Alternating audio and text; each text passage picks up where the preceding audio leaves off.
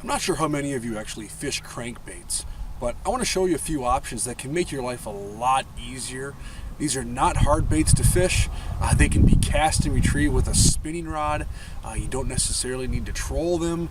You can fish a variety of depths, cover types with these three presentations. So let's walk through three easy options for crankbaits for walleyes, bass, pike.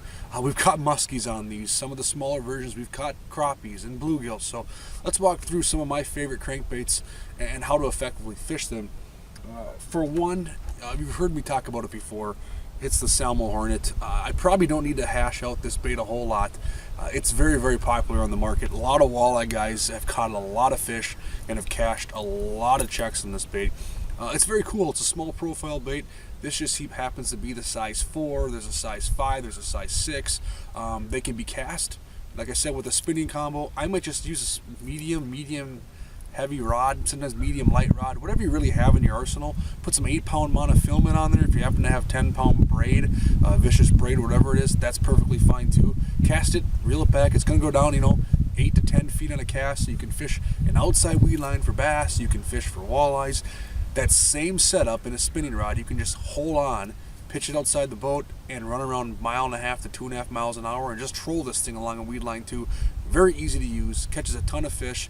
Like I said, some of these smaller baits are also going to catch your crappies, catch your bluegills, but dynamite on the walleyes. On a day like today where we start to get some high suns and I'm fishing outside weed lines, bluegills, perch, crappies, minnows are schooling up, bass, walleyes, pike are feeding on them. This Hornet bait gives me a big advantage over some of these other baits out there that are bigger profile.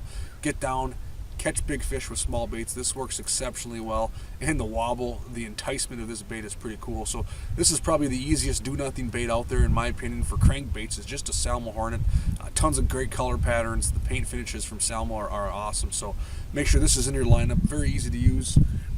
If you want to get a little deeper, let's say on some of these days where the bass especially are schooling on deep milfoil lines, on deep hard bottom points, where they're starting to stack up and maybe the Hornet doesn't get down as deep, I go to the Saml Bullhead. You can see it's got a much larger lip on it, a little bigger profile. It's going to dig down another 5 to 6 feet deeper. So if you want to get down into that 12, 13, 14, 15 foot range in a long cast, you can certainly do that. And what I like to do with this oftentimes, and I've talked about it before, is a lot of guys will fish a fluorocarbon or something of that nature to cast crankbaits because it does sink, has some stretching properties. Myself, I go to like a 10-pound braid, and the reason I do that is because I feel like I get a little deeper cast out of my bait, or a little deeper action, because that thinner diameter line cuts through the water better. It also has tons of sensitivity.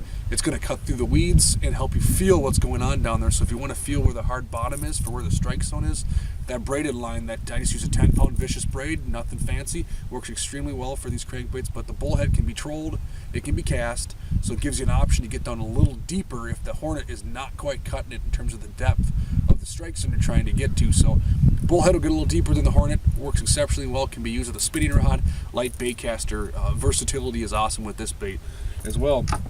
And next, to round out my arsenal for what I would use for crankbaits, is just a topwater bait. This is called the Saml Pop. This is just kind of your pop bait that's going to churn up some water, float on the surface. You can see it's kind of got a recession there on the front where it can actually spit some water out there. So as I pitch that out there, whether I'm fishing river smallies, topwater bass, I've caught many different fish on this bait, but this works exceptionally well. Great on a spinning setup. Even in the windy conditions, you can pitch this out there. You can pitch it around lily pads, up along dock lines. This is going to work exceptionally well for a variety of situations. Obviously, there's going to be some snagging attributes to this, so you don't want to throw it on top of a pad of milfoil.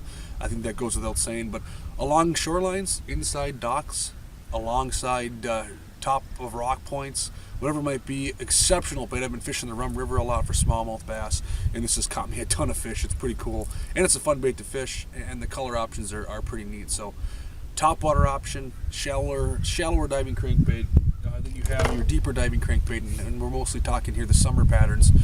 Salmon offers a handful of smaller stick baits that are only going to dive down a couple feet, but for me right now, we're talking mid-late July and into August. The Hornet, the Bullhead, and the Pop, those are going to be my three options that catch the most fish for me right now, and I can probably go out there and do it any day of the week and have a pretty good shot at catching fish. So get out there, have some fun. It's actually a beautiful day here in late July, and we're going to try and catch some bass today, and have Have a good rest of the summer, and we'll catch you again soon.